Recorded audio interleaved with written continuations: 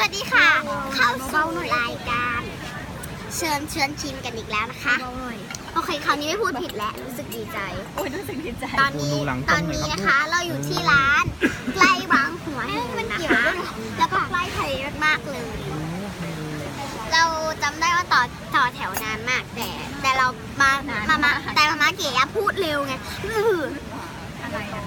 มาพูดจองคิวเร็วไงก็เลยได้มาเข้ามาก่อนนะคะ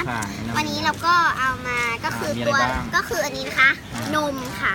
นมเย็นสำหรับเด็กๆใช่ไหมแล้วก็อันนี้คาปูใช่ไหมคาปูใบสักสำหรับผู้ใหญ่ใบคืออะไรคาปูใช่ไหมอันนี้บลูเบอร์รี่ชีสเค้กและช็อกโกแลตค่ะยังขาดอีก1 ชิ้นแล้วก็ขาดอีก1 ชิ้น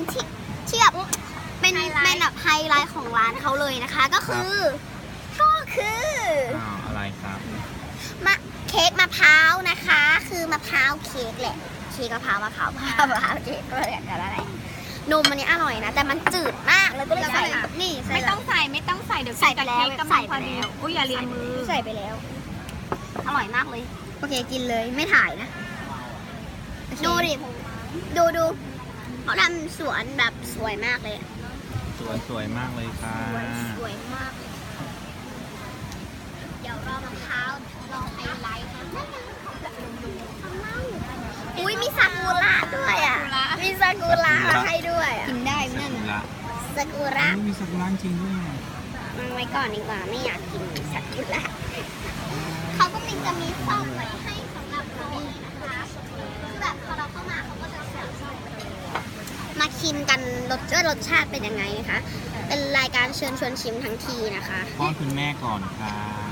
ป้อนคนถ่ายช็อกโกแลตก็เข้มข้นดีนะเข้มมากอร่อยมะพร้าวแบบเต็มๆอ่ะคือขนาดไม่ต้องเนื้อมะพร้าวเค้กอะยังเป็นมะพร้าวอ่ะนี่น่ารักชื่ออร่อยไหมครับ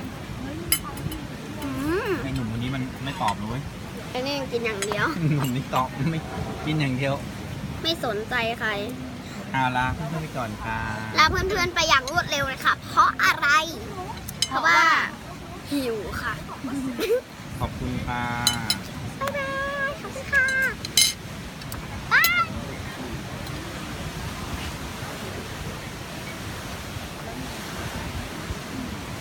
อันนี้เย็น